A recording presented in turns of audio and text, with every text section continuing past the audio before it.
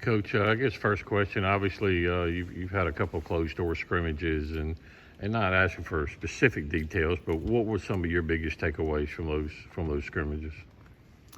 They were awesome.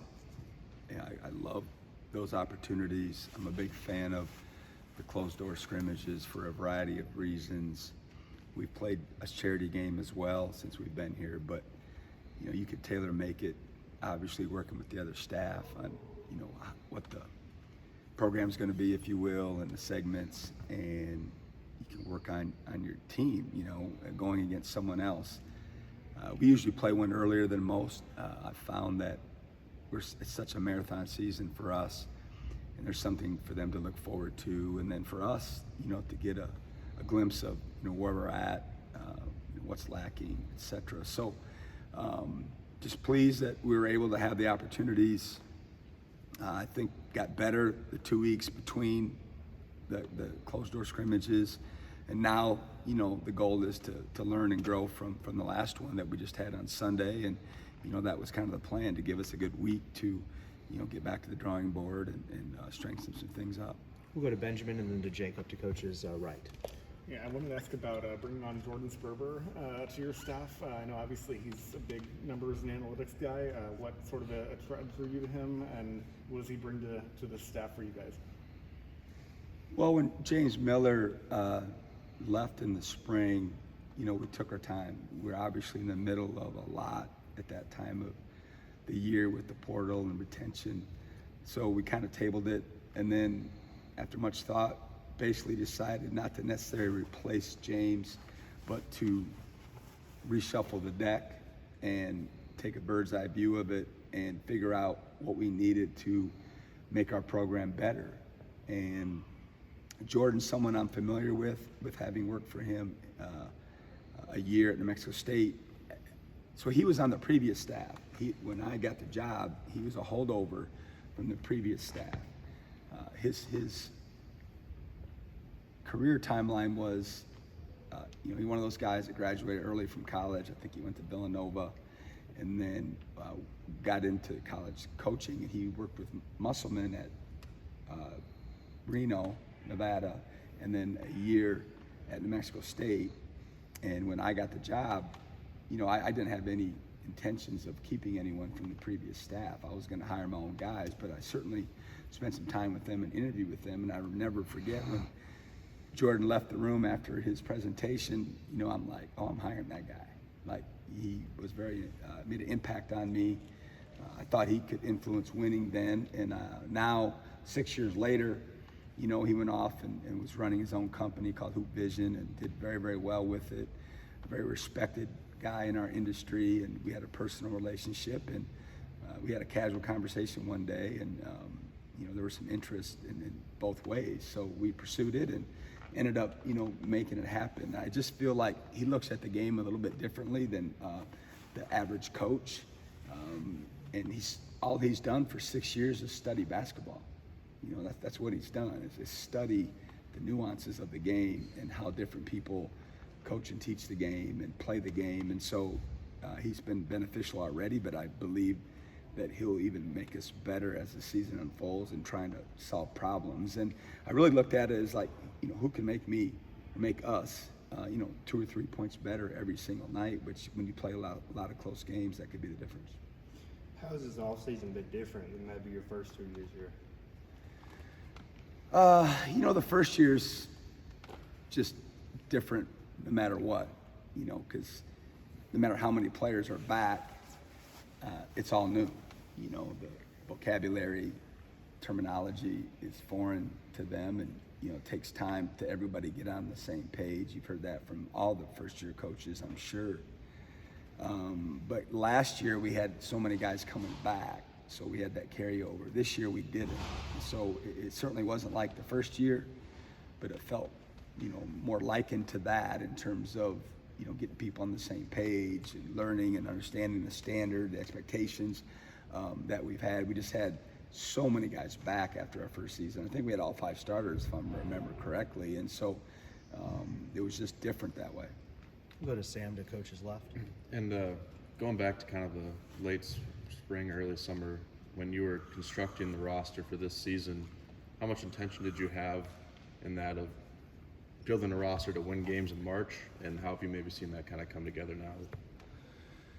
I mean, I wouldn't necessarily say it was just to win games in March. It was to fill holes that we had once the dust settled and we knew who was coming back.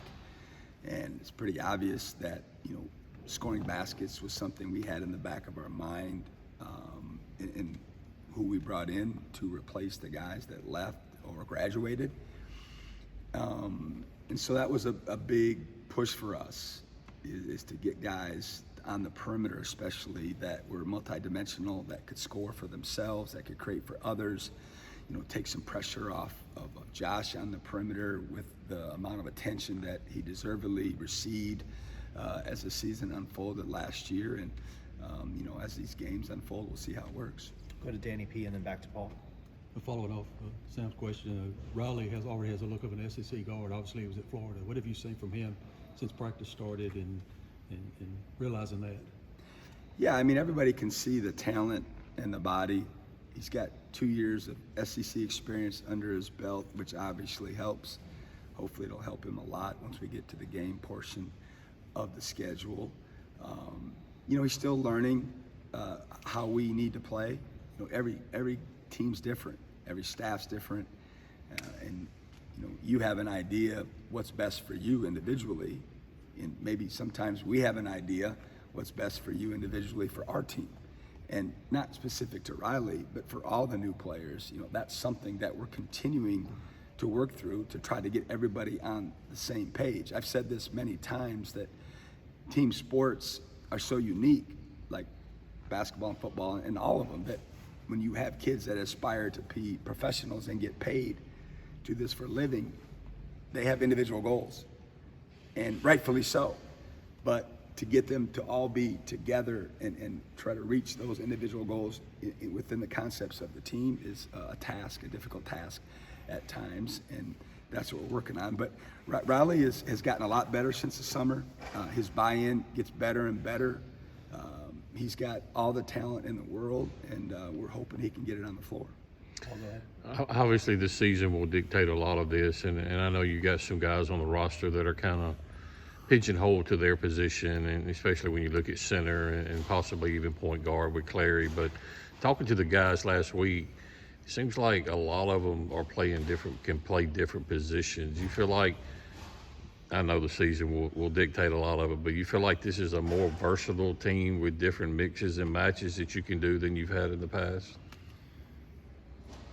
In terms of Mississippi State, yeah, I think we've got the ability to play different lineups. And I also believe with the system changes that we put in place starting last year, with being a little more positionless rather than, structured with positions and numbers, that allows, guys to move around a little bit. And one thing I always tell every team that we have is the more positions that you can learn, the better chance for your minutes. You just, if you are pigeonholed, using your word, in one spot, 40 minutes are available in that spot, and you got how many other guys? If you can play multiple, now you've made yourself more flexible that way. So that's something we talk about with our guys all year long, and taking extra time to learn different positions. But it's easier now than it was before for most programs, because of the position lists and the 5-out and the 4-out ball screens and the dribble drive, because it's what can you do? What can you do? And for me, it's more on the other end, like who can you guard? That really determines what your position is what positions you can defend on the floor. We'll go to David in the middle next to Morgan. What have the scrimmages shown you about your post play? I mean, you got 3 guys you brought in, sophomores with some talent, still learning, and I guess Keyshawn could be thrown in that bunch as well. But what have you seen from your guys in the paint? They're getting better. It's no secret that Jimmy Bell and Tolu Smith aren't walking through that door anytime soon, and they were a big part of our team last year with their size, their physicality, their girth. Certainly, both at different times, especially Tolu with his ability to demand double teams and play through the post. And you've already heard this before from me in the off season is we're going to be different this year in terms of our style of play. It's going to be more of an outside-in focus, but not to say we're not going to throw the ball inside, you know, and some of them are speeding up the learning process better than others. We're gaining confidence in each other about throwing it in there more and having that be a part of our arsenal on offense. But the best thing about the group of kids that you mentioned is they're awesome kids, and they're coachable. Their eyes are wide open. They come to practice every day with a work mindset of getting better. And because of that, they've made strides. And I really believe that will continue, once they get more game experience under their belt.